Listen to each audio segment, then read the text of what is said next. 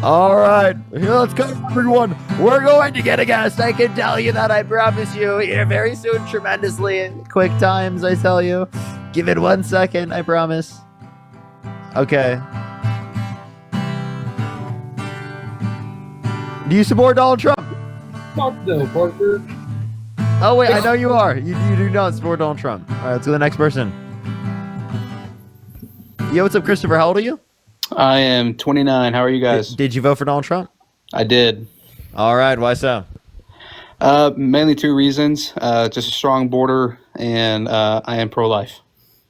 Okay, strong border. Okay, so can you give me one policy Donald Trump influenced to get passed that was good for the border? Honestly, I don't know much about policies, man. I just know that he ran on a strong border, and I know that he ran on pro-life. So that's mainly why I hopped on here and just wanted to share. That's why I voted. Okay, I have a question. Do you think that COVID vaccine should have been mandated? No, I think it should be everybody. You could get me right here. I do think it should be everybody's choice to do that. Even though it leads to a greater level of deaths? You mean like not getting the COVID vaccine? Yeah, not having the COVID vaccine be mandated during the pandemic. Well, I mean, wasn't the pandemic or the people who like you were okay basically, like if you didn't get the shot or not, because the COVID vaccine. I'm just saying if you got the vaccine, it reduces the likelihood as a society, if more people get vaccinated, that there'll be less deaths. So that's the point. So here, the point that I'm making is that you're willing to restrict bodily autonomy to save human life when it comes to abortion, but you're not willing to restrict bodily autonomy to save human life when it comes to the COVID vaccine during the pandemic. I mean, you kind of. I mean, here's my thing. I'm gonna give you a twofold, and you're probably not gonna like my answer. I'm a believer in Jesus, right? I'm a Christian, and I recently saw your video on Jubilee where it originally was Christians talk to, or 28 theists to Jordan Peterson, or 28 theists to Christians. But here's my belief. I think that the human life is valued at the beginning of conception. But I also understand that as an American, every single person has that right. Yeah, can I ask you a quick question? Yeah, go ahead. So man. you think it should be legal? See, that's my dilemma. That literally is my dilemma, because as a believer, as someone who believes in protecting all human life, I also know that I can't force that belief onto everybody. But at the same time, if I am pro-life and someone is going to be pro-life, I'm going to vote for the person to be pro-life at the end of the day. That's going to be so you do want to enforce that particular moral belief onto everyone else. When it comes to pro-life, yes. Okay. All right. So then do you think that women should go to prison for getting abortions? I've never thought about that. Why would you ask me a question? If you think it's murder, well then why don't you think that murderers should go to prison? I mean, that's a great question. I don't think that they should go to prison because I think some women are manipulated into doing it. I think some women are forced into doing it.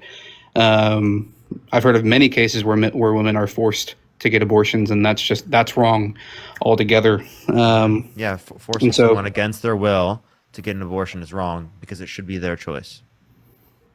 Yeah, and again, that's what I'm saying. As a believer, I value all human life. Can I ask you a question? Human life, but at the same time, I think that people do have a choice at the end of the day. Yeah, sorry, man. Go ahead. Yeah, for sure. What denomination are you? I was raised Baptist. So non-denominational? Well, I would still say I lean towards Baptist, but I go to a Baptist church, but I also dabble in some Pentecostal teachings, and for the most part, Protestant. Just say Protestant. Okay, Protestant. So, I mean, do you agree with like the teachings of the New Testament of the Bible, where basically all sins fall short of the glory of God, all sins are identical in the eyes of God? Yeah, that's Romans. That is Romans. Yeah. Yeah. So, should it be illegal for me to lie to my child and tell them that Santa Claus exists? I don't think it's illegal. I don't know what you're getting at there. So do you think it should be?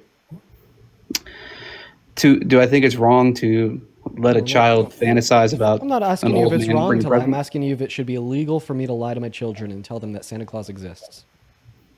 No, I don't think that should be illegal for you to tell a lie. So then why should it be illegal for a woman to get an abortion if both of those two sins are viewed identically in the eyes of your moral standard, which is God? Well, in that, I guess, example you're giving, one is, you're telling a kid that Santa Claus is real, and one is you're unaliving a kid. Yeah. However, in the eyes of your moral standard, you just admitted that these two things are seen identically. You agreed. Yet all sin is sin. I'm not saying that okay. So someone in the Protestant church would tell you that. Well, And maybe even I just want to clarify. I'm talking to you, and you did affirm that you indeed do agree with Romans when it says that all sins are identical in the eyes of God outside of blasphemy. So this means no, that the sin that's of not abortion, Romans. The quote in Romans I think you're referring to is that all have fallen short of the glory of God. So And you so did affirm that you do think that all sins are equal in the eyes of God outside of blasphemy. Do you now reject that? what I'm saying is, I'm just yes, asking you if you affirm or reject that. Yeah, all sins in the eyes of God is sin, but there are different levels of consequences here and afterwards. Okay, so I just need you to affirm or reject if all sins are identical in the eyes of God outside of blasphemy. I mean, then yes. I mean, all sin is sin. Oh, okay, so you do affirm that. So the sin of abortion is identical to the sin of lying in the eyes of God, which is your perfect divine moral standard. So if these two sins are identical, how would we be able to make a distinguishment insofar as deeming one ought be legal and deeming the other ought be illegal?